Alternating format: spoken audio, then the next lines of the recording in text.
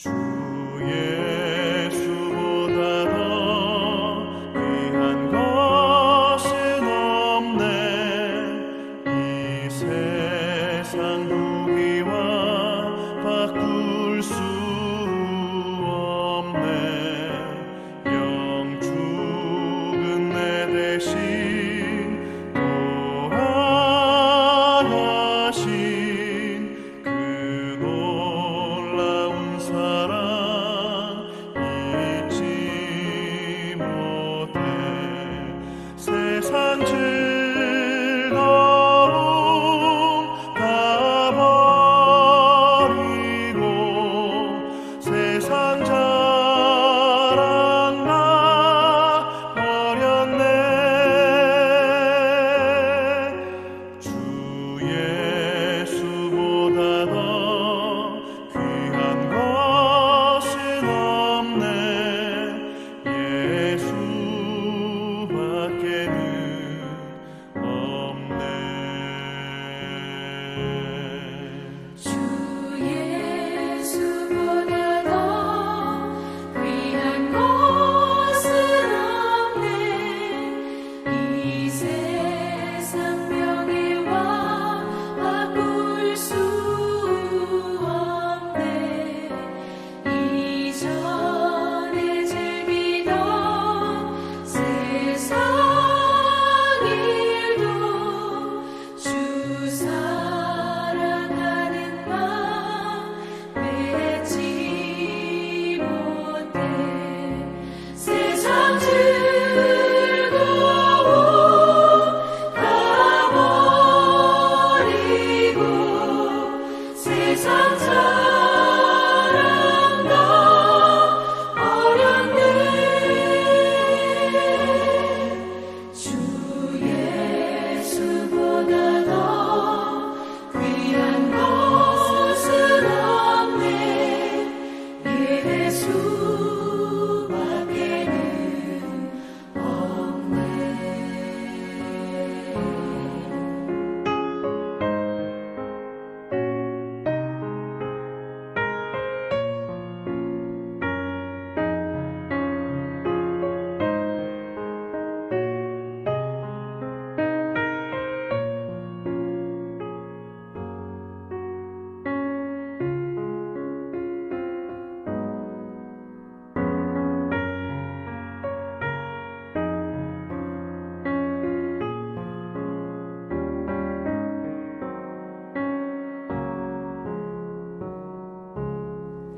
주 예수보다 더 귀한 것은 없네.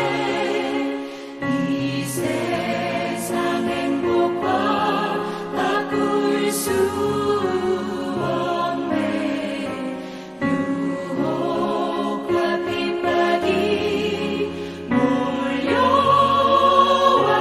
몰려와도 주 섬기는 내 맘 변치 않아. 세상 즐거움 다 버리고 세상 자랑 다 버렸네. 주 예수보다 더 귀한 것은 없네. 예수밖에는 없네.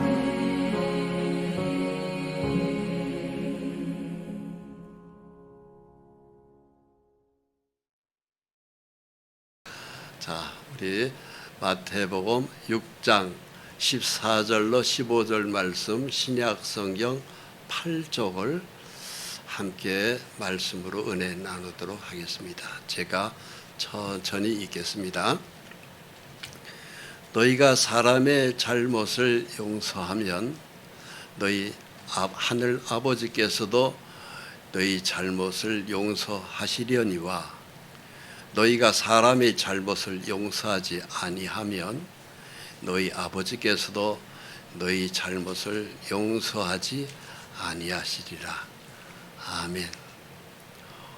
오늘 하나님의 말씀의 제목은요, 용서입니다. 용서가 다른 말로 한다면 사랑이죠.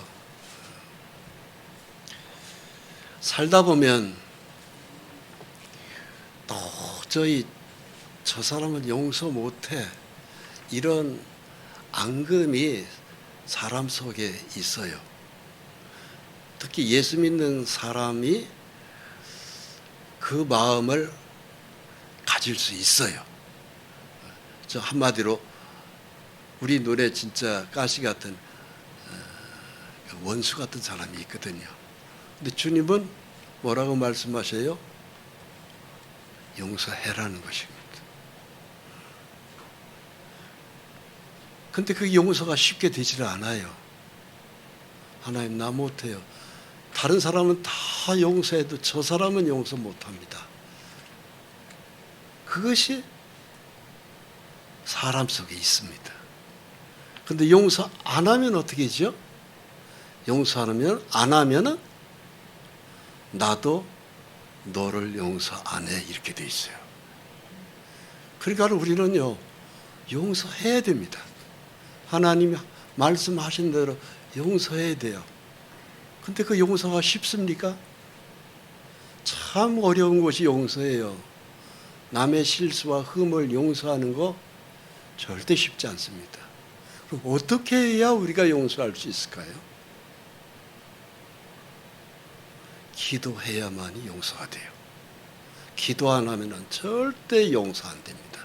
내 타고난 성품으로는 절대 용서 안 됩니다. 몇 배로 오히려 더 갚아주고 싶어요. 그것이 인간의 본성이에요. 그러면 우리는 어떻게 해야 될까요?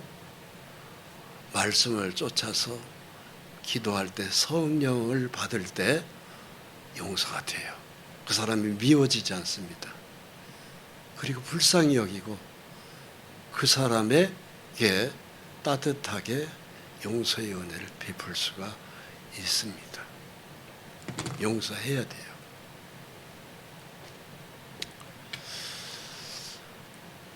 어떤 남자 형제가 있었습니다. 근데 아버지가 재산이 좀 있었는데 형을 제쳐놓고 동생이 아버지 재산을 싹 걷어 먹어버렸어요. 그 형한테는 그것이 맛인데 자기 재산이 동생한테 어느새 모르게 다 넘어가 버렸어요. 그걸 뒤늦게 알았습니다. 그 동생을 도저히 이해할 수가 없는 거예요. 용서할 수가 없는 거예요. 그래가지고 그 불편한 관계로 연락도 끊고 형제간에 의절하고 살다가 보니까 어느새 그 나이가 90이 되었어요. 90이 되고 보니까는 이제 여기저기 병이 생겨서 그분이 암으로 이제 사생을 왔다 갔다 하는 그런 정도로 굉장히 건강이 안 좋아졌어요. 그래서 제가 그랬습니다. 동생을 용서하셔야 됩니다. 그리고 눈을 감아야 됩니다. 그랬어요.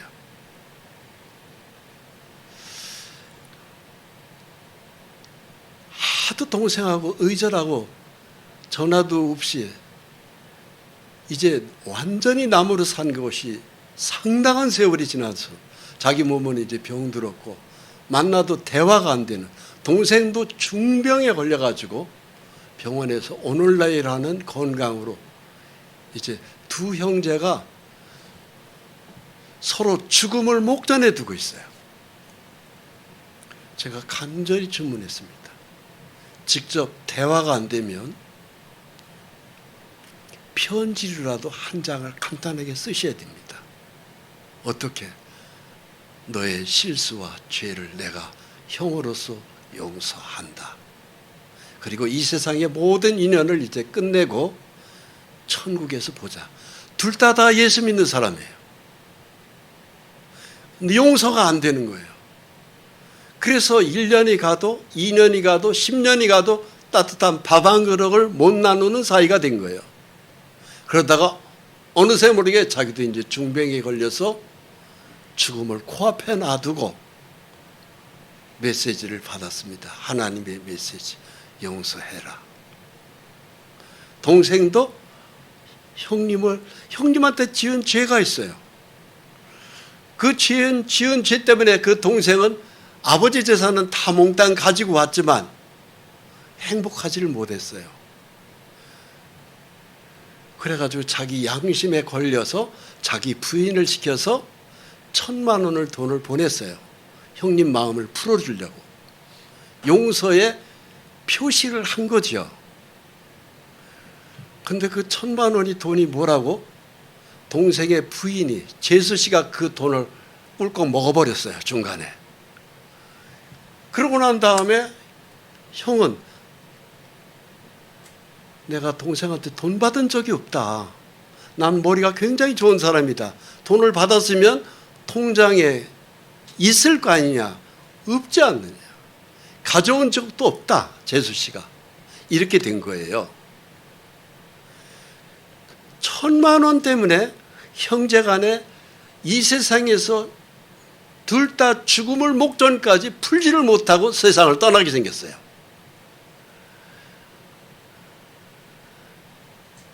삶의 마감을 그렇게 해서는 안 되잖아요. 용서해야죠. 형도 용서를 해야 되고 동생도 형님에게 잘못했다고 이제 찾아갈 건강도 못 돼요. 병원에 중환자실에 누워있어 동생은. 그러면서 죽음의 공포에 떨고 있는 거예요. 왜? 아버지 재산을 자기가 다 해먹었거든. 동생은. 그 동생의 마음을 풀어주는 그 죄의 억압에서 풀어줄 수 있는 건 형님의 간단한 편지 한 장이면 돼요. 이 편지를 써서 네 작은 아버지에게 갖다 주거라. 내가 너를 용서한다. 그 이유는 주님이 내 죄를 용서했기 때문에 용서하라는 말씀에 순종해서 너를 용서한다. 천국에서 함께 주님을 만나자. 동생이 그 편지를 받아본다면 얼마나 기쁘겠어요. 아, 형님. 비록 병원에서 누워있는 처지라 형님한테는 찾아오지 못하지만 그 편지 한 장에 눈 녹듯이 주님의 사랑 때문에 내가 용서를 받았구나. 우리는 서로 용서하고 세상을 떠나야 됩니다. 오늘날 저와 여러분도 마찬가지예요. 우리 속에 있는 얽혀져 있는 용서 못할 도저히 이해가 안 되는 그런 고약한 죄들 때문에 얽매여서 평생을 분해서 살지 못하는 밤잠 못 주무시는 분들이 많이 계신데 주님의 뜻은 용서하라는 겁니다. 내가 너를 용서했기 때문에 너도 용서해라. 이게 하나님의 뜻이에요. 그래서 지금 이 시대야말로 사랑이 식어지는 시대거든요. 용서해야 돼요. 이것이 축복받는 비결입니다. 보이는 이 사진은 스코틀랜드의 28살의 생을 마감한 헨리 스쿠걸이라는 사람의 얼굴을 지금 캡처해서 보여드리고 있는 것입니다. 이분이 28살에 생을 마감하면서 얇은 책 한 권을 썼어요. 인간 영혼 안에 있는 하나님의 생명, 이런 책입니다. 아주 작은 페이지의 책이에요. 근데 그 작은 페이지의 책이 핵심이 어떤 내용이 들어가 있느냐? 용서의 사랑이에요. 주께서 우리를 용서했듯이 우리는 나의 원수를 용서해야 된다. 그게 주님의 거룩한 뜻이다 이거예요. 이 책을 읽고 감동받은 사람이 있습니다. 감리교를 창시한 요한 웨슬레. 이런 분들이 또 조지 필드 이런 사람들이 이 책을 읽고 사랑을 전한 거예요. 그러면서 이 헨리 스쿨이 무슨 얘기를 했냐면은 이게 기독교계에서는 굉장히 유명한 아주 영적 각성의 대부같이 이렇게 되어 있는 사람인데요. 핵심이 바로 그거예요. 모든 사람은 하나님의 작품입니다. 아무리 나쁜 사람이라 할지라도 마지막 심판 전에 그가 하나님과 관계를 끌지 않는 한 예수 그리스도의 마음으로 잘 대해주어야 합니다. 그 이유는 그를 위해서도 예수 그리스도께서 피를 흘리셨기 때문입니다. 이런 얘기예요.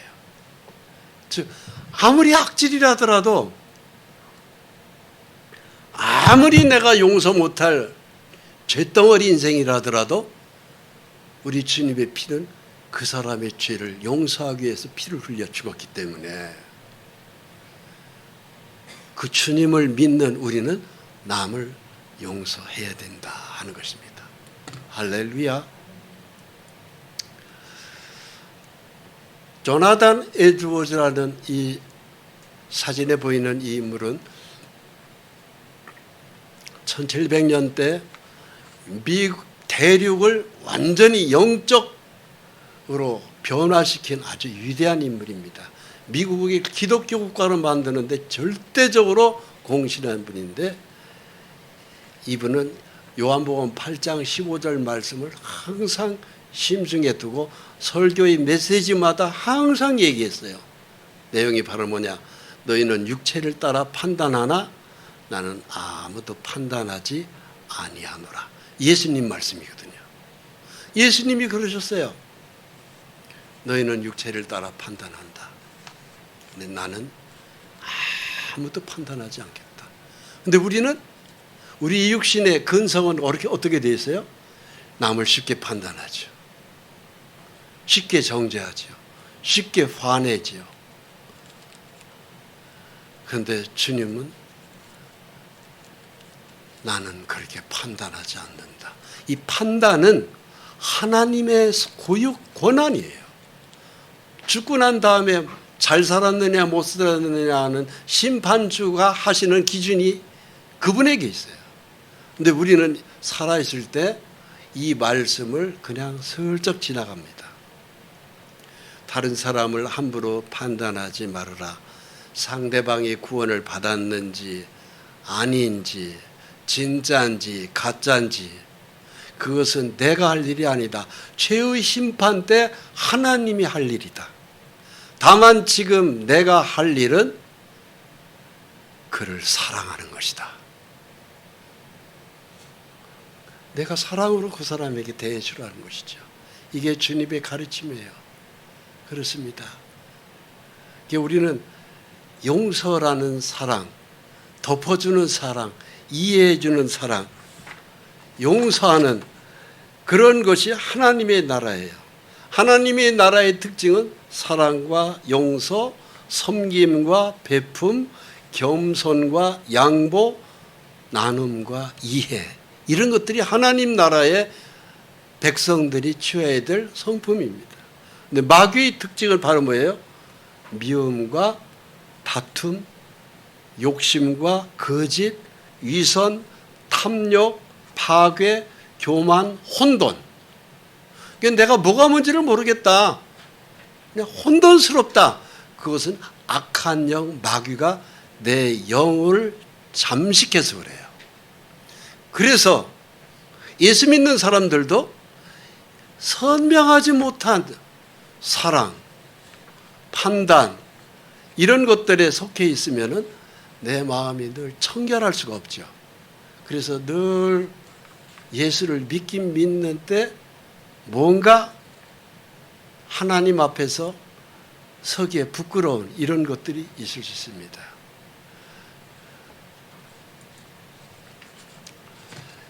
욥기에 보면은 42장으로 되어 있습니다. 저는 욥기를 성경을 읽고 굉장히 욥기가 풀려지지 않았었어요.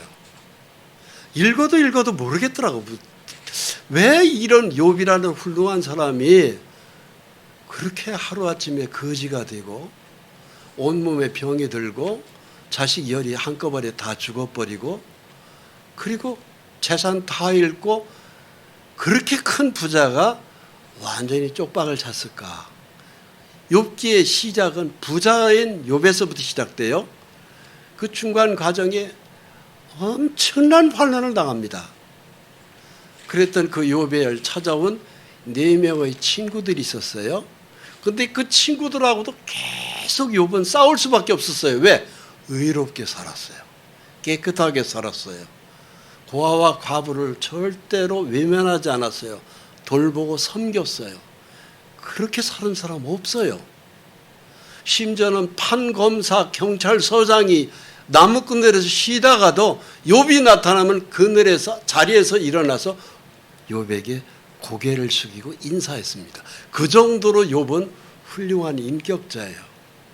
그랬던 그런 사람이 엄청난 환난을 당한 거예요.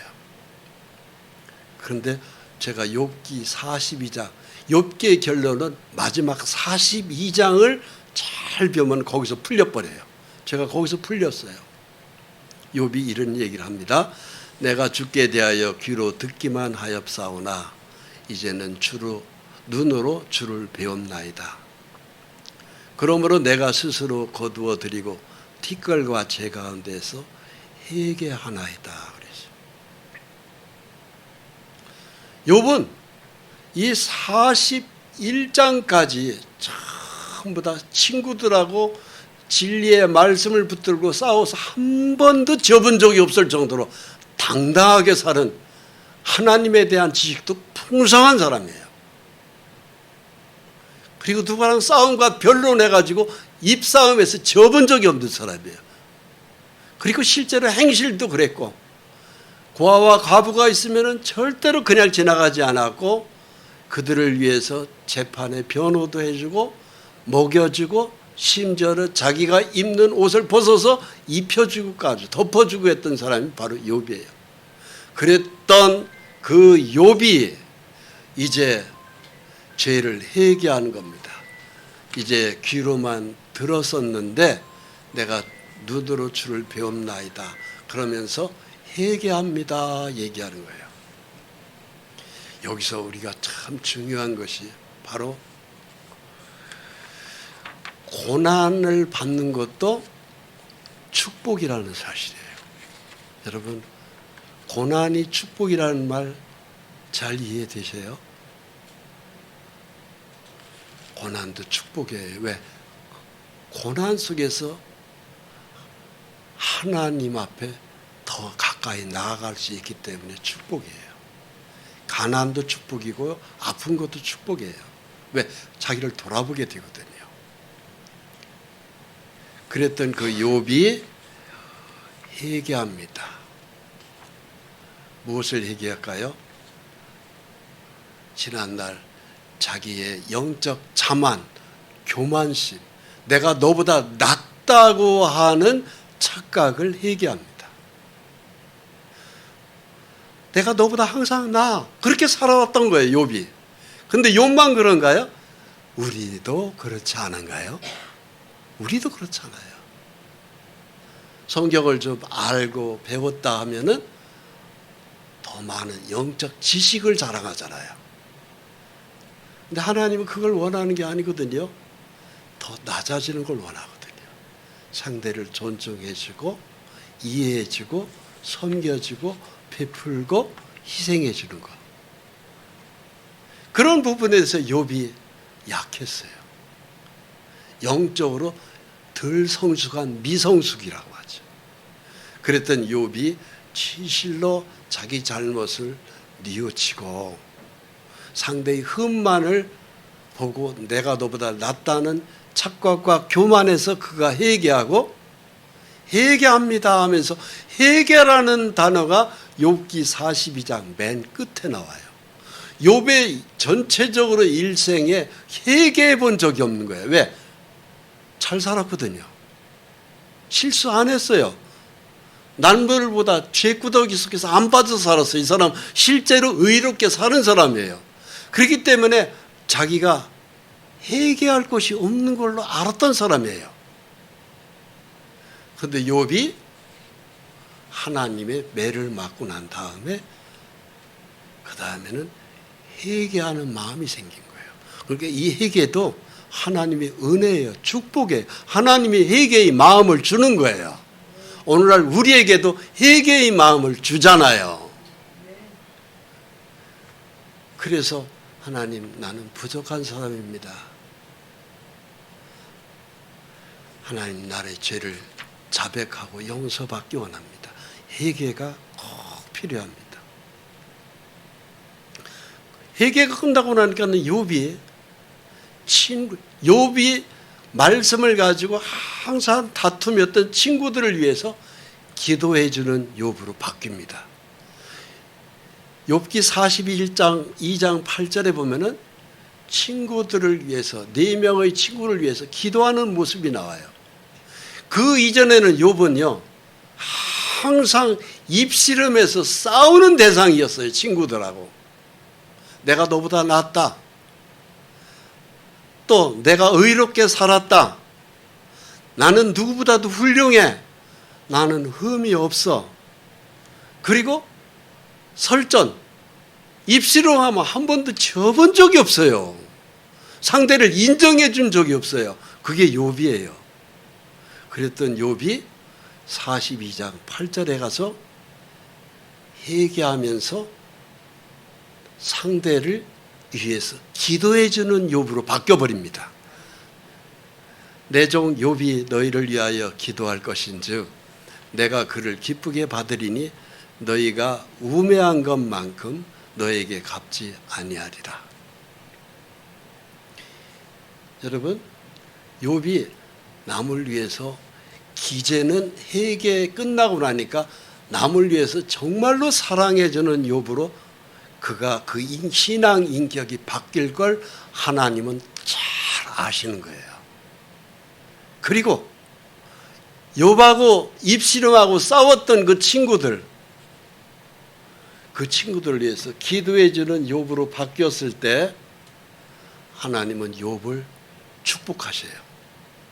그래서 그 친구들을 위해서 실제로 기도해 줄 것도 하나님은 다 아셔요.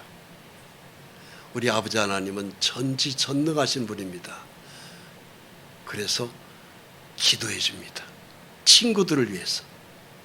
욥이 그의 친구들을 위하여 기도할 때 여호와께서 욥의 곤경을 돌이키시고 여호와께서 욥에게 이전 모든 소유보다 갑절이나 주신지라. 욥기 42장 10절입니다. 잘못을 하나님 앞에 자백하고 그 다음에 친구들을 위해서 기도해 주니까 욥이 재산을 다 잃은 그 수많은 재산에 2배로 더블로다가 하나님이 축복해 주셔서 거저 주는 거예요. 양이고 낙대고 소고 다 모든 걸 더블로 2배로 주셨습니다. 자식도 10자식을 잃었었는데 또 다시 10자식을 주어서 자식도 2배가 됐습니다. 천국 가면은 욥의 자식은 20명이 되는 거예요. 하나님은 우리에게 원하시는 게 있어요. 사랑하라는 겁니다. 죄를 덮어주고 이해하고 용서하고 사랑하라는 거예요. 마태복음 5장 43절에 우리 주 예수님 이렇게 말씀하세요. 또 내 이웃을 사랑하고 내 원수를 미워하라 하였다는 것을 너희가 들었으나 나는 너희에게 이르노니 너희 원수를 사랑하며 너희를 박해하는 자를 위하여 기도하라. 원수를 위해서 기도하라는 것입니다. 하나님, 저 사람을 미워하지 않게 해주세요. 그 흠과 죄를 덮을 수 있는 하나님, 저에게 영성을 주세요. 사랑의 하나님의 성품을 주세요. 이걸 위해서 우리는 간절히 기도할 것을 하나님이 원합니다. 기도해야 돼요. 그런데 우리는 그 기도가 들어가기 전에는 어때요? 그 사람이 나한테 해코지한 것을 생각해가지고 억울해가지고 밤을 새워서 폭포수 같은 눈물을 흘리며 가슴을 치면서 방바닥을 치면서 울분을 토하면서 악을 쓰죠. 그리고 하나님 억울합니다. 원한을 품죠. 그것이 결국은 그 스트레스가 치명적으로 암이 돼버립니다. 그걸 그런 식으로 푸는 게 아니고 하나님은 기도로 풀어라, 찬송으로 풀어라, 용서로 풀어라, 이해로 풀어라 하는 거죠. 이것이 주님의 뜻이에요. 그래서 하나님께서는 원수를 사랑하라는 거예요. 용서하라는 거예요. 이해하라는 거예요. 그러면 다 해결돼요. 간음하다가 어떤 여자가 현장에서 붙잡혔습니다. 모세의 율법에는 이런 사람을 돌로 쳐 현장에서 죽이라고 되어 있어요. 구약시대 때 이스라엘의 율법은 실제 그랬어요. 그래서 간음죄는 아주 특별히 그냥 현장에서 죽이라고 되어 있어요. 그랬습니다. 그래서 현장에서 붙잡혀 왔어요. 어떤 여인이. 붙잡혀온 여성은 덜덜덜덜 떠는 거죠. 이제 난 죽었다. 그러면서 예수님하고 이 여자를 모세 율법은 죽이라고 하는데 선생은 어떻게 말하랍니까? 예수님이 딱 보니까 보통 심각한 상황이 아니에요. 그 여자의 행실로는 사실 모세 율법대로 하면은 죽어야 마땅해요. 근데 예수님이 법을 바꾸었어요. 어떻게? 너희 중에 죄 없는 자가 먼저 돌로 쳐라 그랬어요. 이상한 일이 벌어졌어요. 한 사람도 못 치는 거예요. 왜 그랬을까요? 너도 비슷한 죄를 이미 다 지은 걸 내가 다 알아 이거예요. 현장에서 붙잡힌 여자나 붙잡히지 않은 너나 대동소이하다 이런 거예요. 똑같은 죄덩어리라 이거죠. 그래서 죄 없는 자가 돌로 치라고 하니까 한 사람도 돌을 못 치고서는 다 도망가 버렸어요. 사실 그 여자를 칠 수 있는 사람은 예수님밖에 없어요. 근데 예수님이 뭐라고 하세요? 내가 너를 정죄하지 않겠으니까 다시는 죄를 지지 말거라 그랬어요. 그랬던 그 여자가 용서받았어요. 용서받고 난 다음에 그 여자는 어떻게 됐을까요? 용서받고 난 다음에 예수님 곁을 항상 맴돌으면서 살았어요. 그 이름이 막달라 마리아입니다. 항상 예수님 옆에서 수종 들었어요. 그 제자들 먹는 문제를 해결해 줬겠죠. 돌아가시고 예수님이 십자가에서 돌아가시고 난 다음에 맨 먼저 그 무덤에 뛰어 올라간 여자가 바로 간음하다가 현장에서 붙잡힌 죽기 직전에 용서받은 그 여자예요. 천국에 가면 그 여자가 제가 볼 때는요 예수님 바로 옆에 가장 좋은 자리에 앉아 있을 거예요. 세상에서는 몸 파는 여성이었는지 모르지만 하늘나라에 가면은 예수님을 얼마큼 더 뜨겁게 사랑했느냐에 따라서 가장 천국의 가장 좋은 자리에 그 여성은 앉아 있을 것입니다. 예수께서 말하되 선생이여 이 여자가 간음하다가 현장에서 잡혔나이다. 모세는 율법에 이러한 여자를 돌로 치라 명하였거니와 선생은 어떻게 말하겠나이까? 너희 중에 죄 없는 자가 먼저 돌로 치라. 오늘날 우리에게도 이 말씀은 그대로 적용돼요. 너를 괴롭히는 사람, 밤새 그것 때문에 네가 피눈물을 흘리면서 억울해하고 결국은 이미 몸이 정말로 어려울 정도로 그 사람에 대해서 미움과 증오가 컸겠지만은 너도 그 사람과 별 차이 없어. 용서해라는 겁니다. 이게 우리 주 예수님의 가르침이에요. 베드로가 예수님의 수석 제자입니다. 12제자 중에 반장이잖아요. 예수님한테 물었어요. 주님, 원수 같은 사람이 나한테 죄를 지었는데 몇 번 용서해야 될까요? 이렇게 물었어요. 그러니까 예수님이 뭐라고 하시냐면은 한 번만 용서하라. 그거 아닙니다.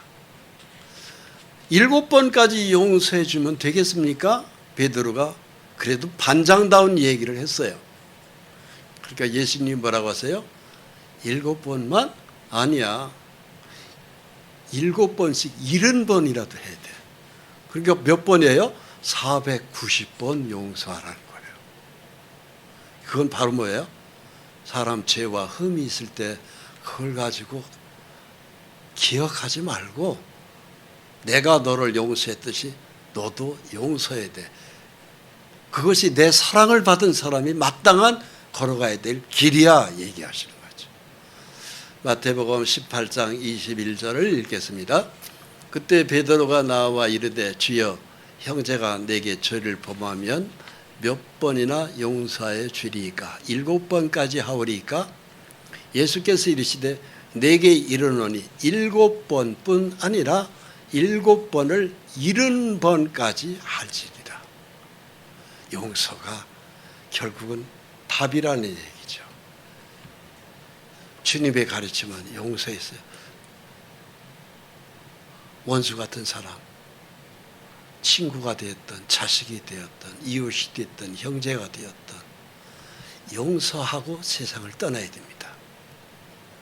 직접 만나서 용서의 대화가 안 되는 건강의 상태일 것 같으면 간단한 편지라도 써서 그때 네가 나한테 저지른 실수 때문에 내가 정말로 너를 얼마나 미워했는지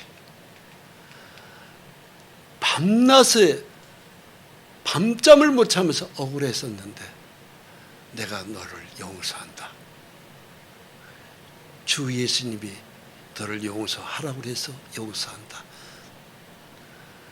너도 나를 용서하거라. 화해해야 돼요.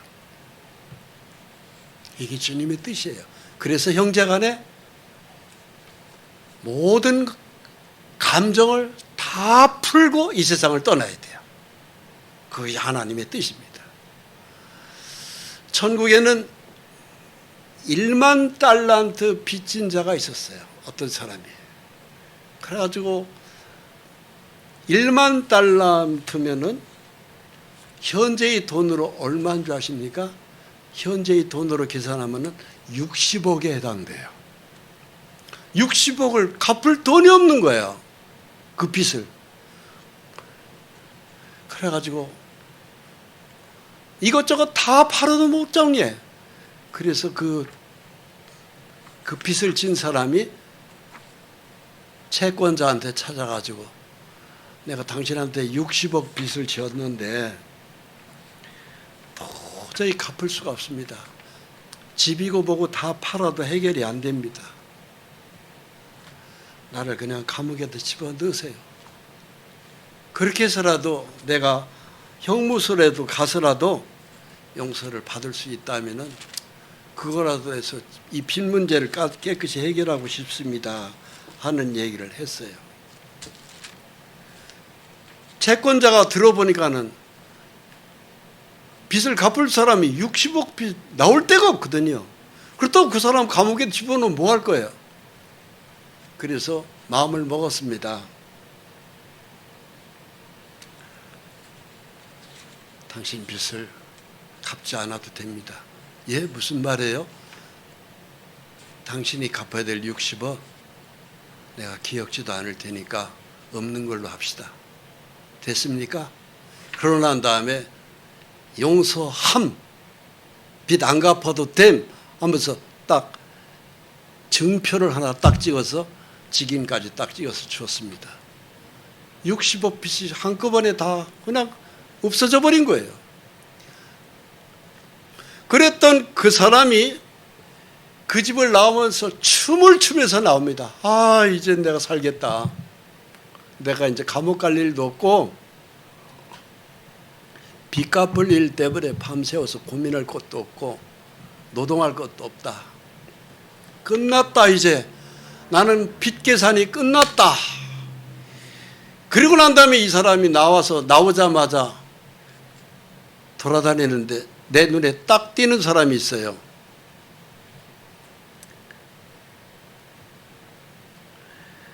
천만 원 빚진 사람이, 자기한테 1,000만 원 빚진 사람이 옆에 지나가는 거예요.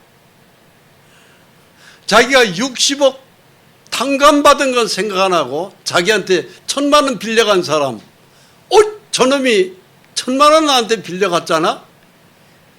받아야지. 그러고 난 다음에 지나가는 그 사람, 내 눈치만 슬슬 보고 가는 사람 멱살을 딱 잡고, 너 이놈, 내 돈 1,000만 원 빌려갔잖아. 내놔 이놈, 이 나쁜 놈 같으리라고. 당장 내놓지 않아 이놈? 멱살을 막 들고 막 흔들어대는 거야. 온 동네 사람들이, 아니 시끄러우니까, 왜 이렇게 소란스러워해? 이놈이 내 돈 1,000만 원 빌려가더니 이놈이 내 돈을 안 갚는다고. 이 죽일 놈이 이놈. 동네 사람들이 속으로 비웃습니다.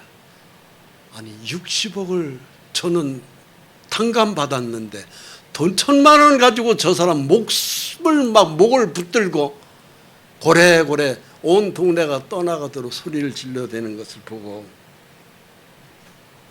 속으로, 저것이야말로 진짜 인간도 아니구만.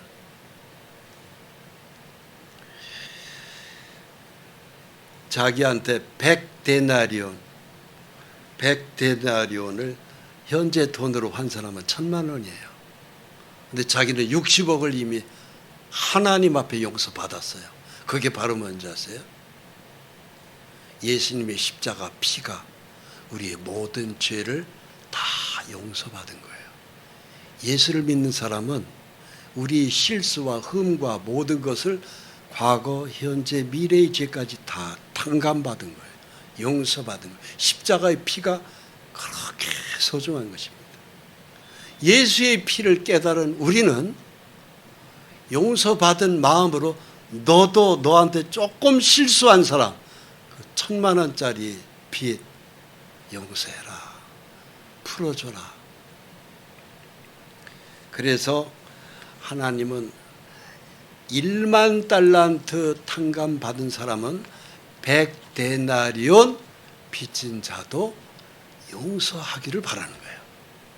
그래서 주님은 우리에게 용서하라는 것이 거룩한 뜻입니다. 할렐루야.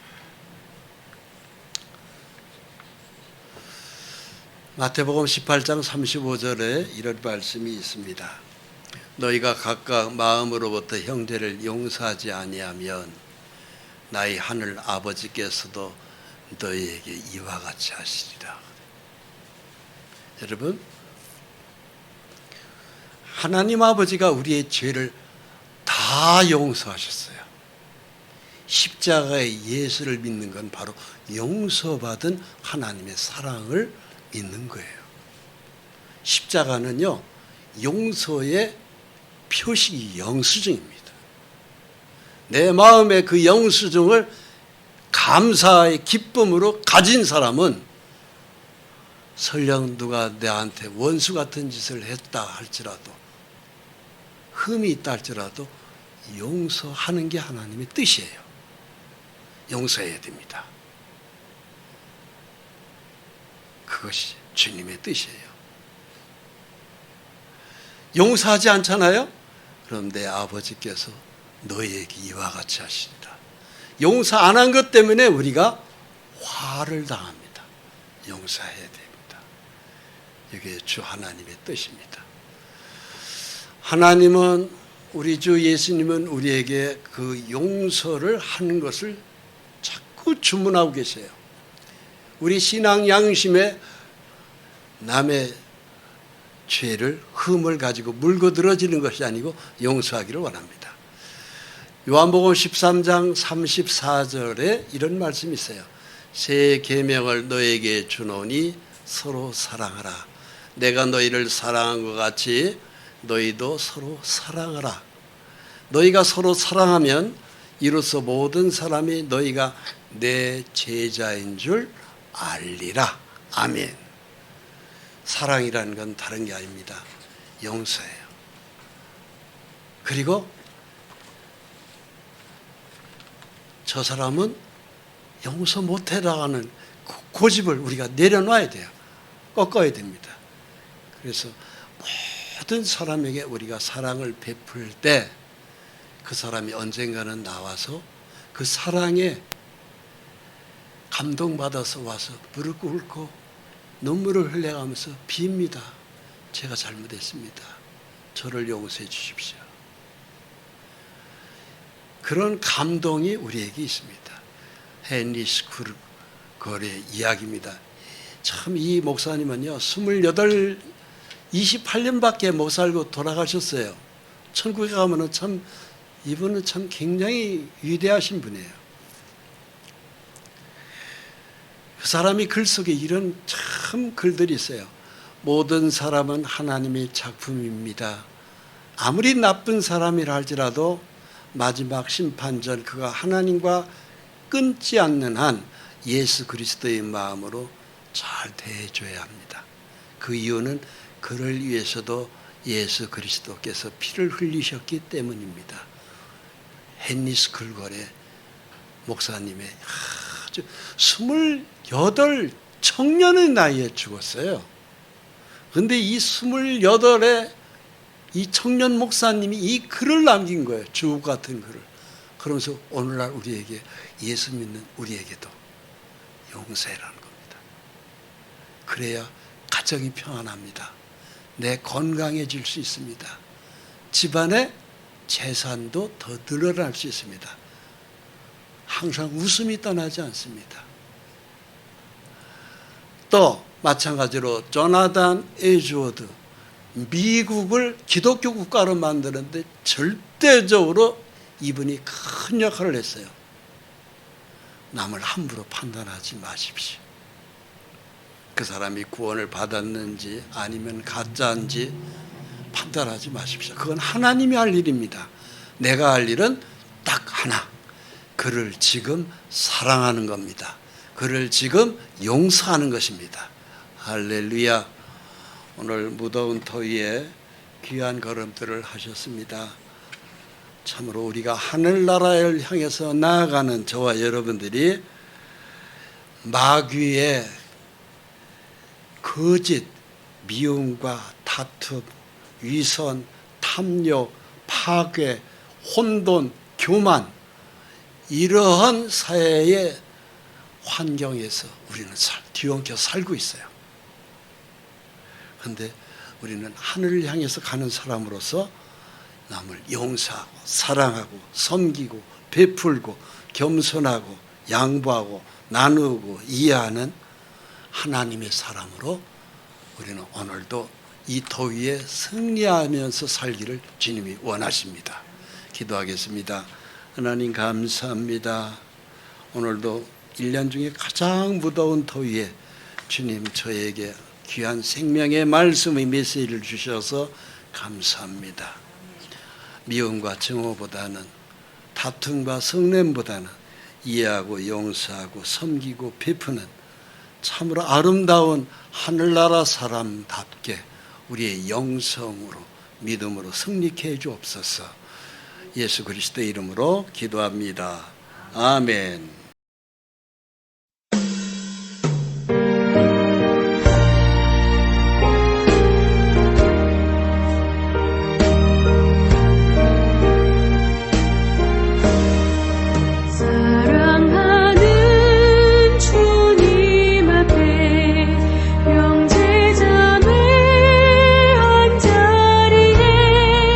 그 신은혜 생각하며